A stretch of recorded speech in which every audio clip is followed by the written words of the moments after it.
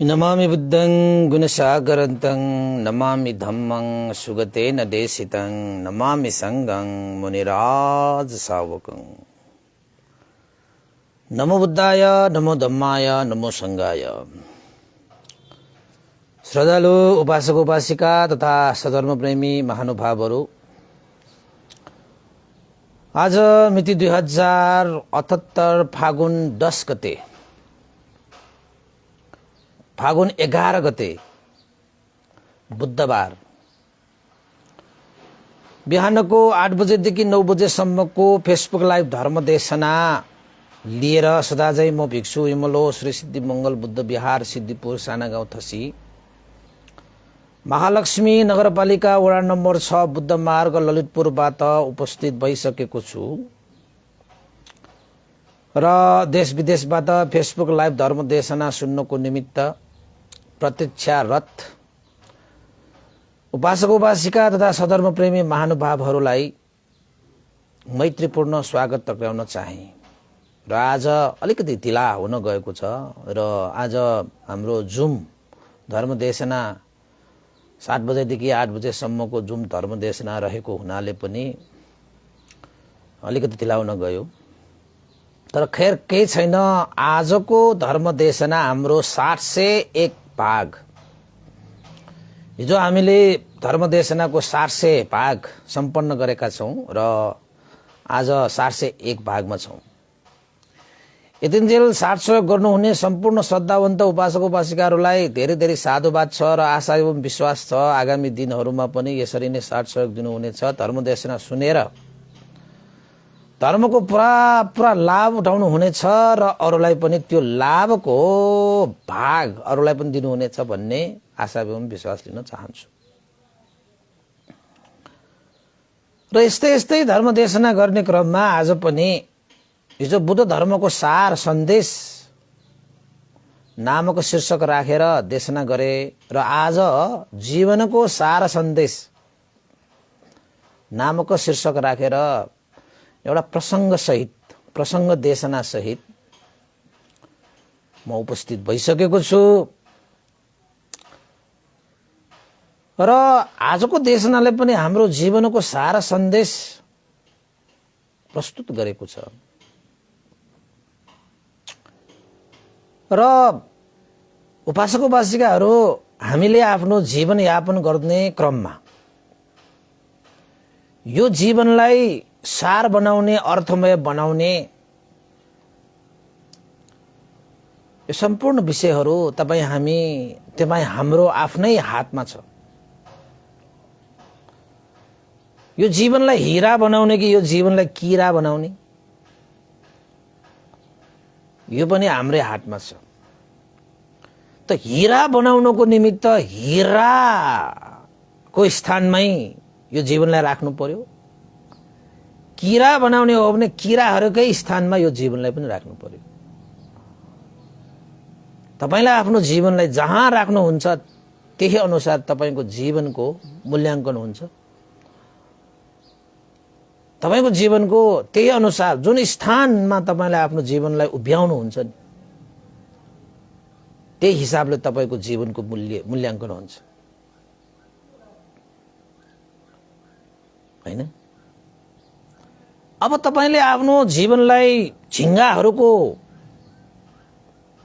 जीवनसँग उभ्याउनु भयो भने झिंगाहरूको स्वभाव त के कस्तो हुन्छ? फोहोरहरूमा दुल्ने, फोहोरै रुचाउने, फोहोरै उनीहरूको जीवन हुन्छ झिंगाहरू। तपाईले त्यो झिंगालाई टप्प टिपेर फुलबारीमा राख्नु भयो भने पनि त्यो झिंगा फुलबारीमा बस्दैन। त्यो झिंगा उडेर फेरि कहाँ जान्छ? फोहोर दुङ्गुरमै जान्छ र त्यो फोहोर दुङ्गुरमै रमाउँछ। त तपाईले आफ्नो जीवनलाई झिंगाको स्वभावमा उभ्याउनु भयो भने तपाईको जीवन पनि झिंगा जस्तै त हुन्छ, फोहोरमै रमाउँछ, डुङ्गुरमै रमाउँछ।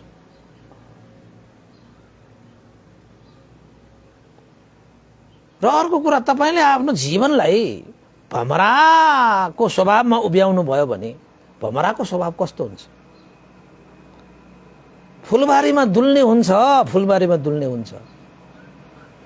तपाईले भमरालाई तप्प टिपेर फोहोरमा तपाईले फ्याक्नु भयो भने पनि त्यो भमरा त्यो फोहोरमा बस्दैन। र भमराको स्वभाव भनेको फोहोरमा रमाउने पनि होइन। त्यो भमरा फुर्र उडेर फेरि उसले बास्नादार रङ्गी बिरङ्गी सुन्दर शान्त विशाल बगैँचामा डुल्न आउँछ। अब तपाईले आफ्नो जीवनलाई भमराको स्वभावमा उभ्याउनु भयो भने तपाईको जीवन बगैँचामा रमाउँछ। तपाईको जीवनको मूल्य नै अर्को हुन्छ। तपाईले झिङ्गाको स्वभावमा आफ्नो जीवनलाई उभ्याउनु भयो भने तपाईको जीवन त फोहोर दुङ्गुरमा रमाउँछ। तपाईको जीवन त्यो फोहोर दुङ्गुरको जस्तै मूल्य हुन्छ। अब फोहोर दुङ्गुरको जस्तै मूल्य हुन्छ। भन्नुहोस् अब तपाईँ चाहिँ आफ्नो जीवनलाई बगैँचा जस्तो बनाउने हो कि फोहोर दुङ्गुर जस्तो बनाउने? त्यो त तपाईको आफ्नै हातमा छ। यो कसैले त्यसरी तपाईको जीवनलाई बगैँचा बनाइदिने, कसैले तपाईलाई फोहोर बनाइदिने होइन नि, तपाईले आफैले गर्ने हो नि। जबसम्म तपाईले चाहनुहुन्न तबसम्म कसैले केही तपाईलाई गर्न सक्नुहुन्न, केही गर्न सक्नुहुन्न। कसैले तपाईलाई केही गरेको पनि तपाईकै चाहना भएर गरेको हो के। त्यसैले उपासक उपासिकाहरू, यो जीवनको सार, यो जीवनको मूल्य मान्यता कति छ, यो जीवनको मूल्य र मान्यता कति राख्ने, यो जीवनलाई चाहिँ कसरी सार र अर्थमय बनाउने, त्यो चाहिँ तपाईले आफ्नो जीवनलाई कहाँनिर उभ्याउनु भयो त्यो अनुसार निर्भर पर्छ। अब अर्को एउटा उपमा, आकाशबाट खस्ने पानी आकाशबाट झर्दाखेरि त शुद्धै हुन्छ,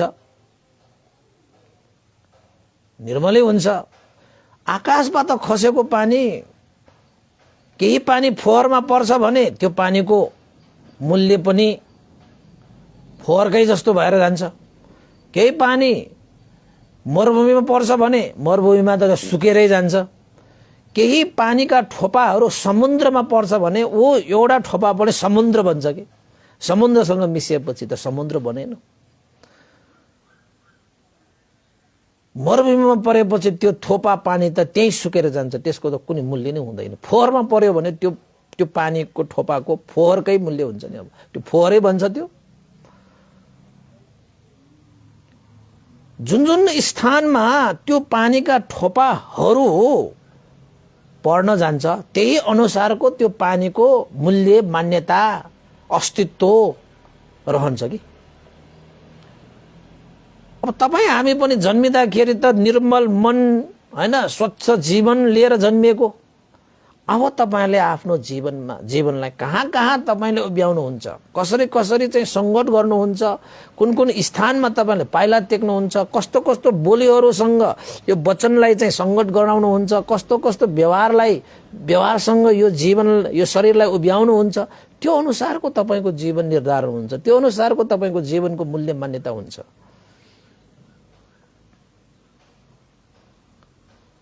त्यसैले पनि तपाईले चाहिँ बाल बालिकाहरूलाई, आफ्ना छोराछोरीहरूलाई पनि यो वचनहरूबाट राम्रा राम्रा कुराहरू सिकाउने, मिठा मिठा कुराहरू सिकाउने, बोली वचन चाहिँ अलिकति मधुर बनाउने, कोमल बनाउने। त्यो बोली वचनलाई चाहिँ राम्रो स्थानमा तपाईले उभ्याइदिनु पर्यो। बाल बालिकाहरूको बोली वचनलाई, उसको व्यवहारहरू, शारीरिक हावभाव सबै राम्रो संस्कारी बनाउनको निमित्त तपाईले छोराछोरीहरूको त्यो व्यवहारलाई पनि त्यस्तो ठाउँमा उभ्याइदिनु पर्यो। र मनलाई पनि नराम्रो सोच्ने बित्तिकै बाबु यो नराम्रो, यसलाई सोच्नु हुँदैन, नानु यो नराम्रो, यसलाई सोच्नु हुँदैन भनिहाल्नुपर्छ। राम्रा राम्रा कुराहरू सोच्यो भने स्याबास दिनुपर्छ।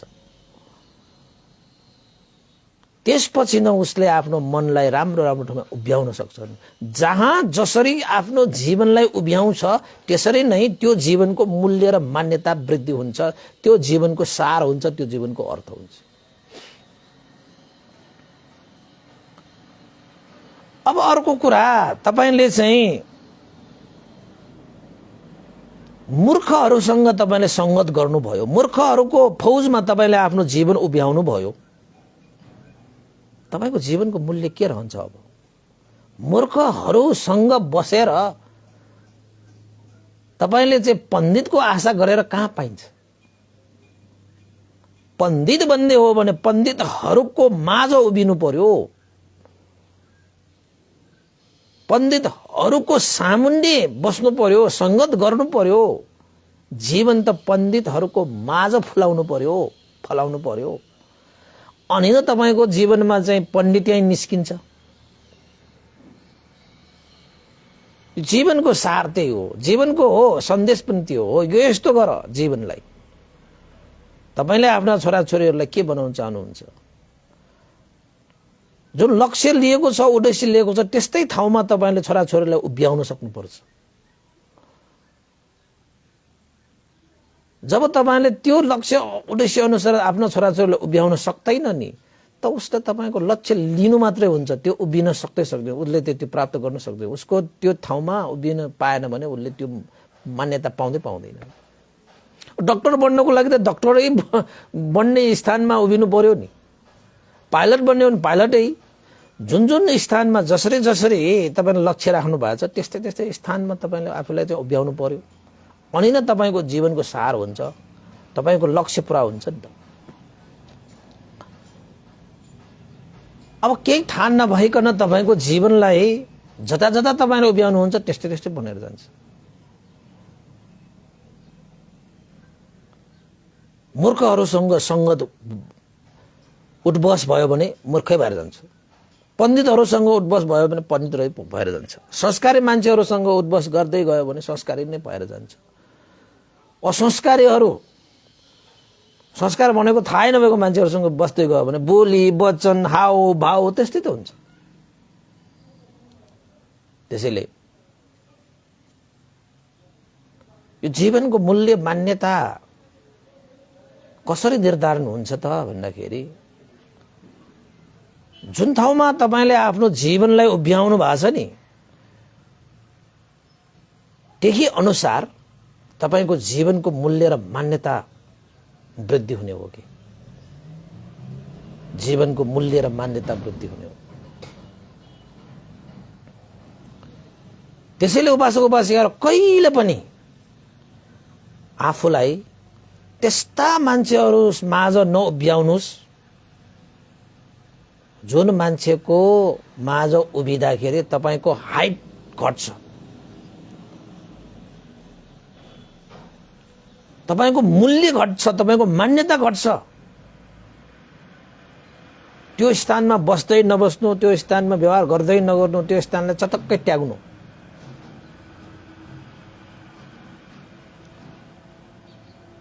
जुन स्थानमा आफूलाई उभ्याउँदाखेरि तपाईको हाइट बढ्छ नि, मूल्य मान्यता बढ्छ नि, हो त्यस्तो ठाउँमा तपाईले आफ्नो जीवनलाई उभ्याउनु पर्छ। त्यस्तो स्थान छोड्नुहुन्न, त्यस्तो स्थान छोड्नुहुन्न। त्यसैले उपासक उपासिकाहरू यो जीवनलाई कति मूल्यवान बनाउने भन्ने विषय नि तपाई हाम्रो आफ्नै हातमा छ के हो। अब मैले तपाईलाई एउटा उपमा दिन्छु। तपाईहरु उपासक उपासिकाहरू, तपाईहरुले पनि आफ्नो जीवनलाई आफ्नो स्थानमा उभ्याइरहनु भएको छ। त्यो अनुसारको तपाईले जीवनको मूल्य र मान्यता पाइरहनु भएको छ। र हामी भिक्षुहरूले पनि आफ्नो जीवन, हामी पनि मनुष्य हौं, हामी पनि मान्छे हौं हैन, हामी पनि हाड छाला मासुको शरीर नै हो। हामीले आफ्नो जीवनलाई कहाँ उभ्याइदिए त भन्दाखेरि प्रभुजित श्रमण भिक्षु बुद्ध शासनमा उभ्याइदिए। त्यही भएर पनि हामीले आफ्नो जीवनलाई जहाँ उभ्याएका छौं त्यही अनुसारको हामीलाई पनि मान्यता छ, मूल्य छ, मान्यता छ। ओहो भन्टे वन्दना भन्छ हामीलाई। राजा आए पनि वन्दना गर्छ, देवता आए पनि वन्दना गर्छ, ब्रह्मा आए पनि वन्दना गर्छ। किन त भन्दाखेरि हामीले आफ्नो जीवनलाई यहीँ उभ्याएका छौँ त, त्यही मूल्य मान्यता पाउँछ त, होइन र? अब मैले यो चिबरो लगाएको छु, यो सम्पूर्ण जीवनमा मैले उभ्याएँ आफ्नो जीवनलाई। तपाईहरुले चाहिँ अब श्रद्धा आस्था गौरव राखेर वन्दना गर्नुहुन्छ, कुराहरू सुन्नुहुन्छ, देशनाहरू सुन्नु। यदि यो चिबरे छैन भने त्यो मान्यता तपाईले दिनुहुन्न नि, त्यो मूल्य र मान्यता पाउँदैन नि मैले। त्यसरी नै हो, आफ्नो जीवनलाई जसरी आफूले जहाँ उभ्यायो त्यो अनुसारको मूल्य र मान्यता तपाईले पाउँछ।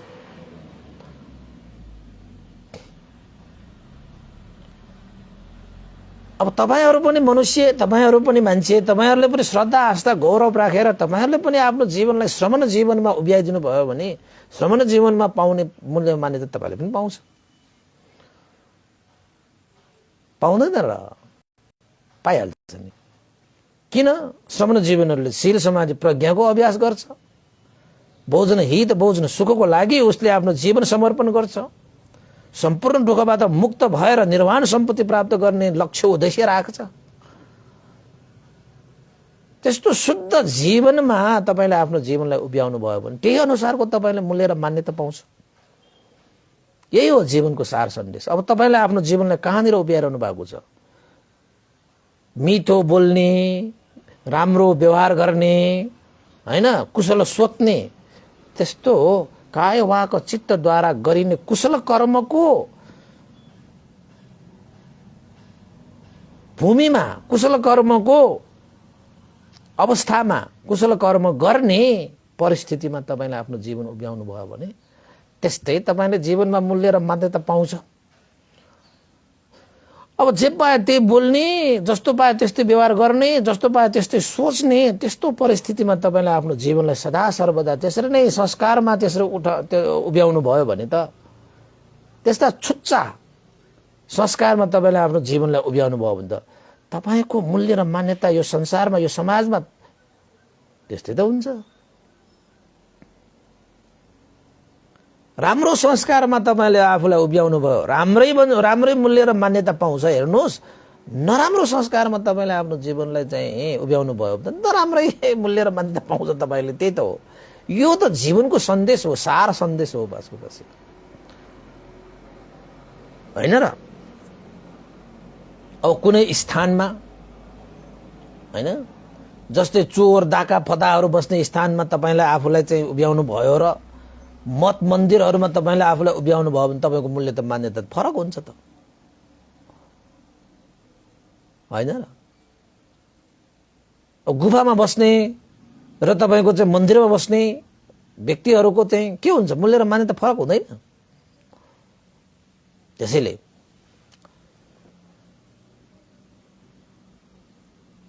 तपाईले आफूसँग भएको केही घडामा पानी तपाईले ढलमा राखिदिनु भयो भने त्यो ढलकै मूल्य त मान्यता हुन्छ त्यो पानीको।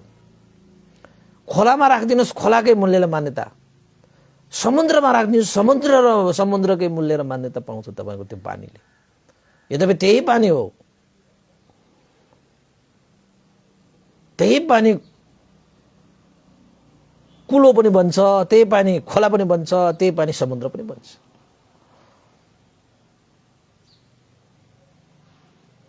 हैन? अब म तपाईलाई फेरि चाहिँ अंकगणितीय रूपमा तपाईलाई चाहिँ मैले एउटा उपमा दिन्छु। मानौ तपाई 0, हैन? त्यही 0 तपाईसँग के छैन, 0 भनेको त शून्य हो नि। त्यो शून्यलाई तपाईले 1 को पछाडि राख्नु भयो भने के बन्छ? 10 बन्छ। 1 को अगाडि मात्र राख्यो भने के बन्छ? 10 बन्छ र त्यो बन्दैन। त्यही अनुसारको त्यहाँ चाहिँ अंकगणितीय रूपमा त्यही अनुसारको त्यहाँको मूल्य र मान्यता भयो त्यहाँ। त्यो 0 लाई तपाईले 2 को पछाडि राखिदिनुस् त। अब त्यही 0 हो, 3 को पछाडि राख्नुस्, 4 को पछाडि राख्नुस्, 5 6 7 8 9 हो 0 त 0 हो नि। तर त्यो 0 लाई जुन स्थानमा तपाईले राख्नुभयो त्यो स्थानको त्यहाँको चाहिँ एउटा मूल्य हुन्छ कि मान्यता हुन्छ कि।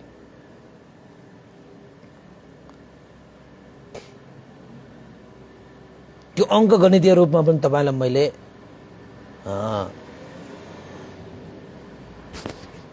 उपमा दिएको।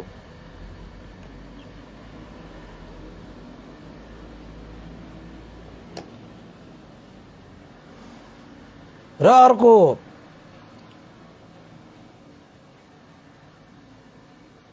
जसरी चाहिँ 0ले 1 2 पछाडि बसेर जस्तो मूल्य र मान्यता पाउँछ, तपाईले पनि आफ्नो जीवनलाई कुन विषयसँग तपाईले आफ्नो जीवनलाई उप्याउने हो त्यही अनुसारको तपाईको पनि मूल्य हुन्छ, मान्यता हुन्छ, मूल्य र मान्यता हुन्छ। यस्तै एउटा चाहिँ प्रसंग छ, तपाईलाई मैले प्रसंग एउटा सुनाउन खोजेको। एउटा गुरुले आफ्नो चेलालाई जीवनको मूल्य र मान्यता, जीवनको सार सन्देशलाई बुझ्नको निमित्त त्यो गुरुले आफ्नो चेलालाई एउटा प्रयोग गर्ने अवसर दिए। किन त भन्दाखेरि त्यो चेलाले जीवनको सार सन्देश, जीवनको मूल्य र मान्यता कति छ भनेर प्रश्न गरेको थियो। जीवनको मूल्य कति छ, अब कति कति, जहाँ यो जीवनलाई जसरी हामीले उभ्याउँछ नि त्यही अनुसारको मूल्य र मान्यता पाउँछ।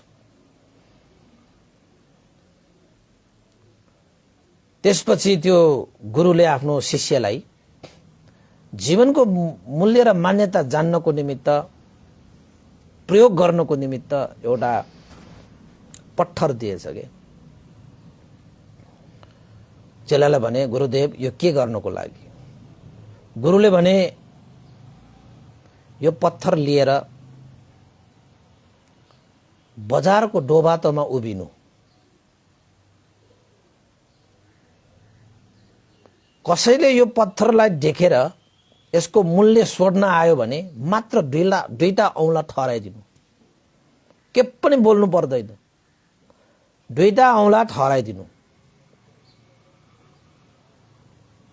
जुन दुईटा औंला ठहराएपछि त्यो अगाडिको मान्छे जसले पत्थरको मूल्य सोध्न आयो उसले त्यो पत्थरलाई कति मूल्य राख्छ त्यो एकचोटि बुझेर मात्रै आउनु, बेचेर चाहिँ नआउनु रे। गुरुको आज्ञा अनुसार आफ्नो प्रश्नको उत्तर पनि चाहिएको थियो। गुरुदेवले भनेको थियो यो कार्य गर्यो भने तिमीले आफ्नै प्रश्नको उत्तर आफैले पाउनेछौ, जाऊ यो पत्थर लिएर जाऊ, बजारको डोबातोमा उभिनु पत्थर लिएर।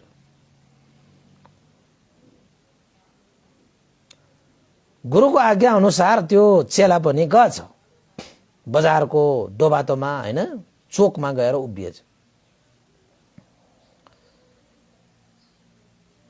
केही समयपछि एउटा मान्छे आयो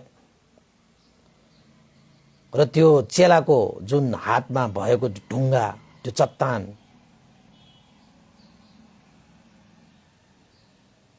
यसो हेरेर, ओहो यो चट्टानको मूल्य कति होला? चोकमा बसेर त उसलाई चाहिँ त्यो ढुङ्गा, त्यो चट्टान बिक्री गर्नलाई आएको जस्तो लागेर सोधिहालेछ। त्यो शिष्यले गुरुदेवले जस्तो आज्ञा गर्नु भएको थियो त्यसरी नै उसले मात्र दुईटा औंला मात्र यसो उठाए, के पनि बोलेन, के पनि बोलेन। त दुईटा औंला मात्र उठाएको देखेपछि त्यो ढुङ्गाको मूल्य, त्यो चट्टानको मूल्य सोध्ने मान्छेले, ओहो 200 रुपैयाँ, यो चट्टानको 200 रुपैयाँ। त्यो मान्छेले दुईटा औंला उठाएपछि 200 मूल्य ठान्यो कि त्यो चेला चाहिँलाई अचम्म लाग्यो, ओहो यस्तो एउटा चट्टानलाई मान्छेले 200 मूल्य राख्यो बा, यस्तो ढुङ्गा यस्तो चट्टान त जताततै पाइन्छ, खोज्यो भने त पाइन्छ, यो यस्तो चट्टान मलाई गुरुदेवले दिएको, यो चट्टान 200 रुपियाँ रहेछ बाबा। किन मान्छेहरूले चाहिँ 200 रुपियाँ मूल्य राख्छ? गुरुदेवले नबेच्नु भनेको छ, के पनि नबोलिकन त्यहाँबाट गुरुदेव कहाँ फर्केछ। गुरुदेवलाई भनेछ, गुरुदेव तपाईले भने जस्तो म चोकमा गएर उभिरहेको थिएँ, एकजना मान्छेले यो जहाँ चट्टानको हो, यो ढुङ्गाको लागि त 200 रुपियाँ मूल्य राख्यो। अचम्म लाग्यो बा, हैन? अचम्म लाग्यो, 200 राख्यो मलाई मूल्य। गुरुदेवले भने आश्चर्य मान्नु पर्दैन, अझै पनि केही परीक्षण गर्नु छ, परीक्षा गर्नु छ, जाऊ यो ढुङ्गा लिएर संग्रहालयमा जाऊ, संग्रहालय म्युजियममा जाऊ। गुरुदेवको आज्ञा अनुसार चेला पनि गएछ, म्युजियममा गएछ। म्युजियममा जाँदै गर्दाखेरि त्यो ढुङ्गा देखेर त्यो म्युजियममा बस्ने मान्छेले ओहो यो त अचम्मको एउटा चाहिँ चट्टान लिएर आएछ। म्युजियममा त पुराना पुराना सामानहरू राखेर म्युजियमलाई सजाउने गरिन्छ। अब त चेला चाहिने त्यो ढुङ्गा चट्टान लिएर गएको देखेर त्यो म्युजियमको मान्छेले हत्त न पत्त न आएर के भन्न आउन थाल्यो, तपाईँ यो चट्टान बेच्ने हो, तपाईँ त म्युजियममा आउनु भएको छ, यसको मूल्य कति हो, म किन्छु भने। गुरुदेवले नबोल्ने, दुईटा औँलामा त ठहराउने सिकाउनु भएको छ। चेलाले पनि मूल्य सोध्ने बित्तिकै दुईटा औँला ठहराइदिएछ, यसो गरेर दुईटा औँला ठहराइदिएछ, केही बोलेन। म्युजियमको मान्छेले के भनेछ, 2000 यो एउटा चट्टानको 2000, ठिक छ म 2000 दिनु तयार छु। अरे म चोकमा उभिएर यही चट्टान चाहिँ लिएर बस्दाखेरि कसैले यसको 200 रुपियाँ राखेको थियो मूल्य, त म्युजियममा आएँ म, म्युजियममा आउँदाखेरि त यही चट्टानको चाहिँ 2000। अरे अचम्म छ बा, मान्छेहरूले यो चट्टानको मूल्य त 2000 पो राख्यो त, यो म्युजियममा आएपछि त, संग्रहालयमा आएपछि त 2000 राख्यो, त्यो चोकमा उभिरहेको थिए 200 मात्रै। अरे अचम्म छ। केही नबनेको नबेचिकन त्यो मान्छे, त्यो चेला चाहिँ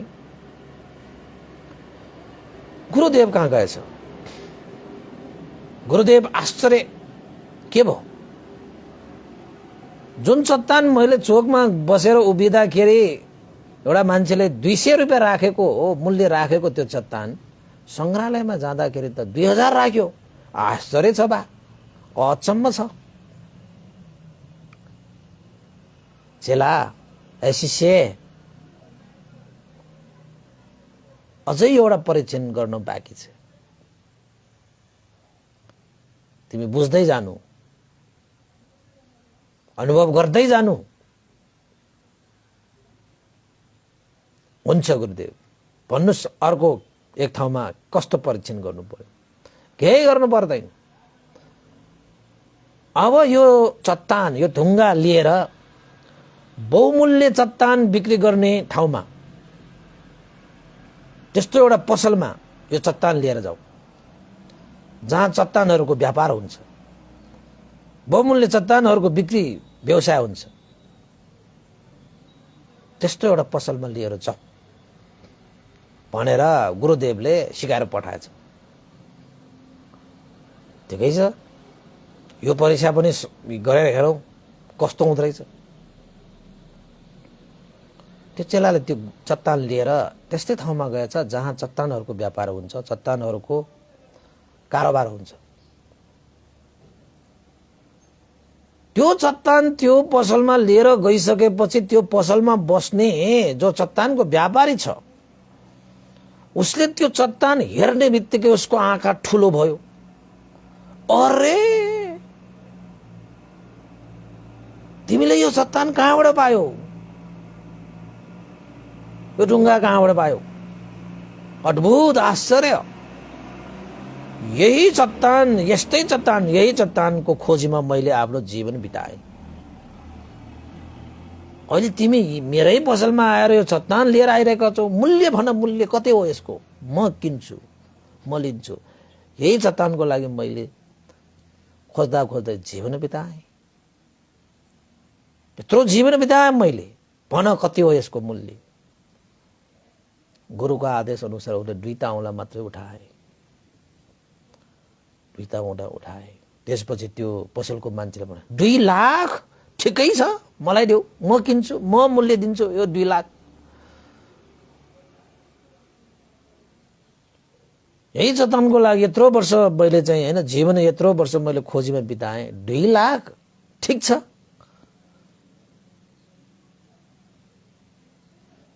भनेर त्यो मान्छेले चाहिँ जुन चट्टानहरूको पसल छ, व्यापार व्यवसाय गर्ने पसल छ, त्यसको मान्छेले चाहिँ त्यो 2 औँला उठाएको उसले 2 लाख सम्झेर 2 लाख दिन पनि तयार भयो। चेलाले बिक्री नगरिकन गुरु कहाँ आएछ भनेछ। अद्भुत आश्चर्य गुरुदेव, के भयो र? यो त सोच भन्दा पनि परको विषय भयो। जुन पसलमा पत्थरहरूको हैन त्यो ढुङ्गा, त्यो चट्टान, त्यो पत्थरहरूको व्यापार व्यवसाय गर्ने त्यो पसलमा लिएर जाँदाखेरि त्यो पसलको मान्छेले यो चट्टान, यो पत्थरको मूल्य 2 लाखसम्म राख्यो। बाबा 2 लाखसम्म राख्यो। अद्भुत आश्चर्य भयो गुरुदेव। त्यसपछि गुरुदेव मुसु मुसु मुस्कुराउनु भयो। आफ्नो उत्तर पाउनु भयो त शिष्यले मलाई सोधेको थियो जीवनको मूल्य र मान्यता के हो? जीवनको मूल्य र मान्यता कति छ? पायौ त उत्तर, पायो त उत्तर। त्यो शिष्यले भने गुरुदेव यही पत्थर, यही ढुङ्गा, यही चट्टानलाई मैले चोकमा लिएर गएँ।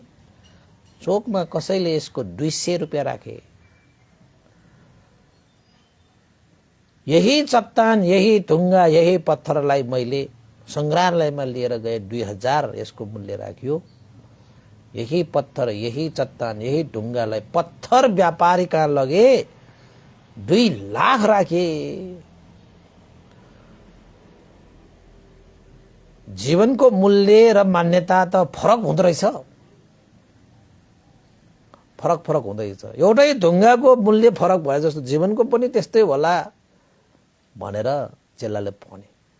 त गुरुदेवले भने शिष्य, हे चेला, जीवनको मूल्य यति उति भन्ने हुँदैन। जीवनको मूल्य आफूले आफ्नो जीवनलाई जहाँ उभ्यायो त्यही अनुसारको मूल्य र मान्यता हुन्छ।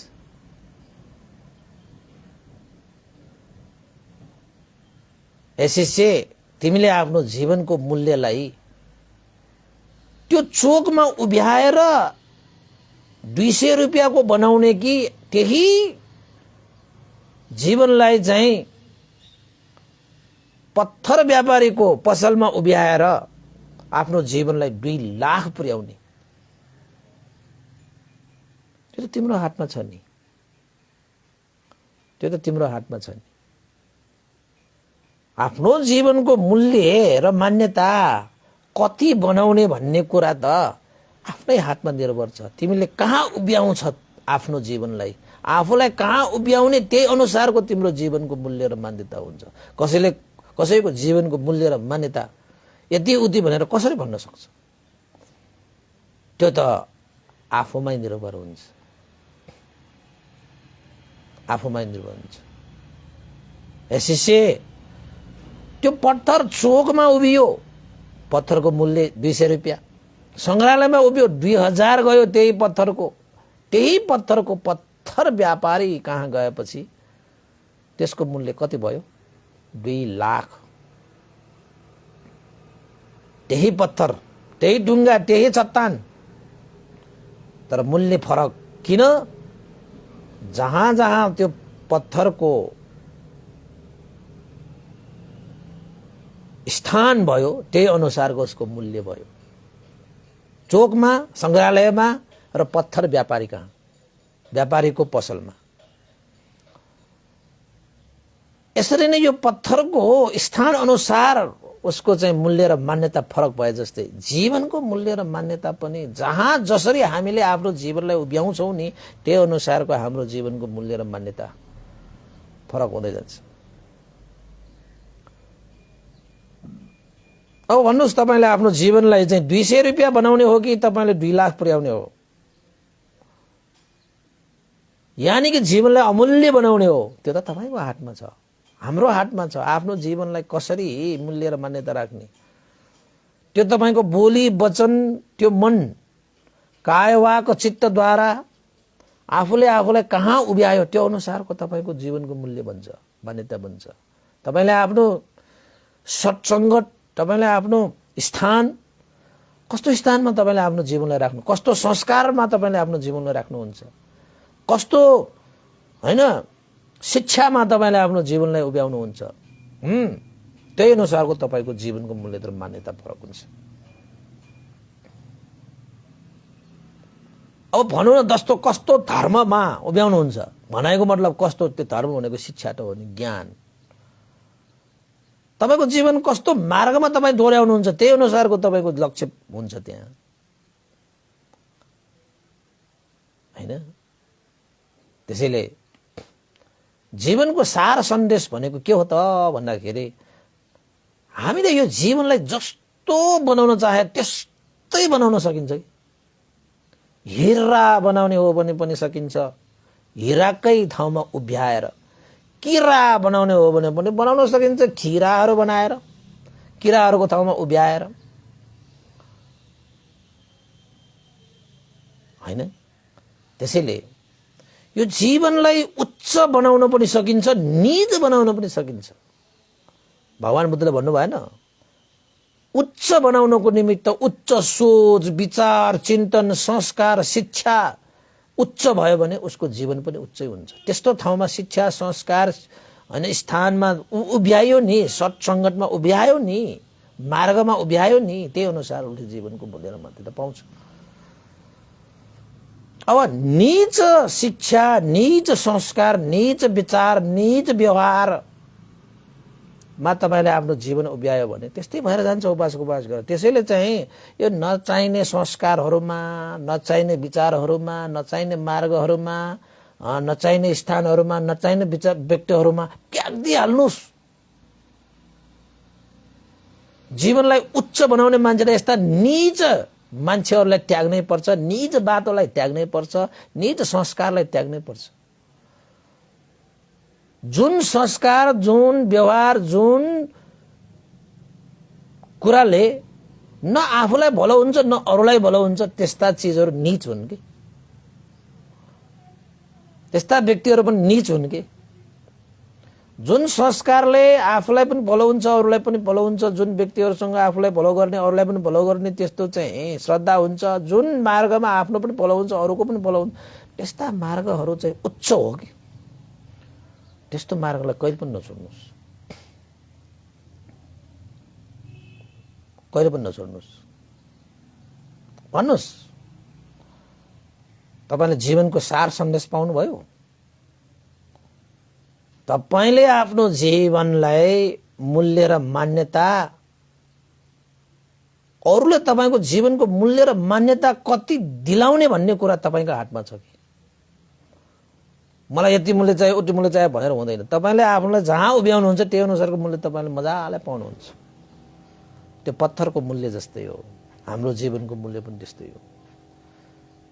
त्यसैले पनि मङ्गलसूत्रमा भगवान बुद्धले के भन्नुभएको छ, असेवना च बालानां पण्डितानां च सेवना। मूर्खहरूको संगत नगर, मूर्खहरू सामान्य नउभ्याओ आफ्नो जीवन, मूर्खहरूसँग नउभिनु, मूर्खहरूसँग नबस्नु, सत्सङ्गत नगर, मूर्खहरूसँग सङ्गत नगर्नु, त्याग दिनु। असेवना चाहिँ उनीहरूको सेवन नगर्नु, उनीहरूकोमा जीवन नउभ्याउनु।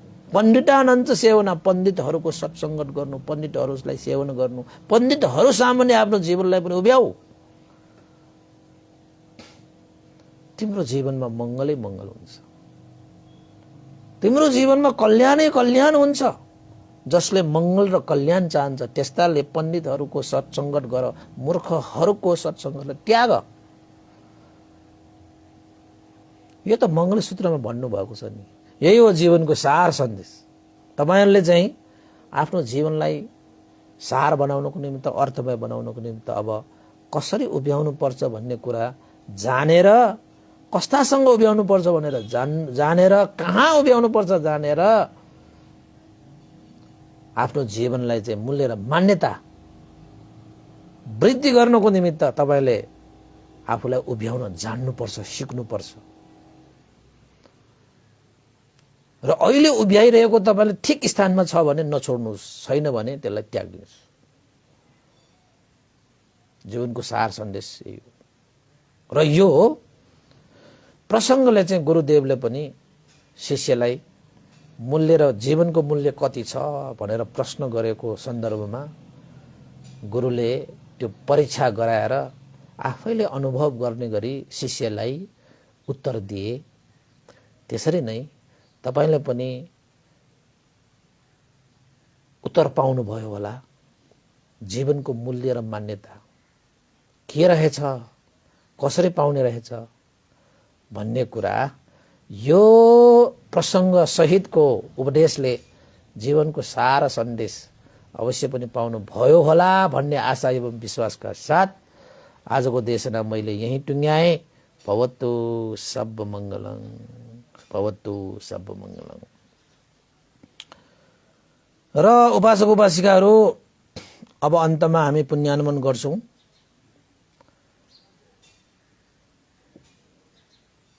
र आजको यो पुण्यको अनुभवले श्रद्धेय गुरुवर ज्ञानपूर्णिक महाशिविर पन्थी लगाएर स्याडो उपनिधा विवंश लगाएर सम्पूर्ण गुरुजनहरूमा, देवता मनुष्य सत्व प्राणीहरूमा र तपाईँ हामी सबैका भित्र जानुभएका ज्ञाति बन्धुहरूमा पनि यो पुण्यको प्रभावले हित सुख होस्। र तपाईँहरू प्रत्यक्ष अप्रत्यक्ष देशमा सुन्नुहुने सम्पूर्ण उपासक उपासिकाहरूमा पनि आजको पुण्यको अनुभवले जीवनमा सुख शान्ति समृद्धि उन्नति प्रगति अभिवृद्धि होस्। जीवनमा रोग शोक भय अन्तराय विघ्न बाधा रहित भएर सुखमय शान्तिमय जीवन यापन गर्नु पाओस् भन्ने आशिका गर्दै पुण्यानुमोदन चाहे। भवतु सब मङ्गलम्। इदं नो ज्ञातिनं होतु सुखितावन्तु ज्ञातयो, इदं नो ज्ञातिनं होतु सुखितावन्तु ज्ञातयो, इदं नो ज्ञातिनं होतु सुखितावन्तु ज्ञातयो। एतावता च मे सम्पदं पुण्य सम्पदं सब्बे देवानुमोदन्तु सम्ब सम्पत्ति सिद्धिया। एतावता च मे सम्पदं पुण्य सम्पदं सब्बे सत्तानुमोदन्तु सम्ब सम्पत्ति सिद्धिया।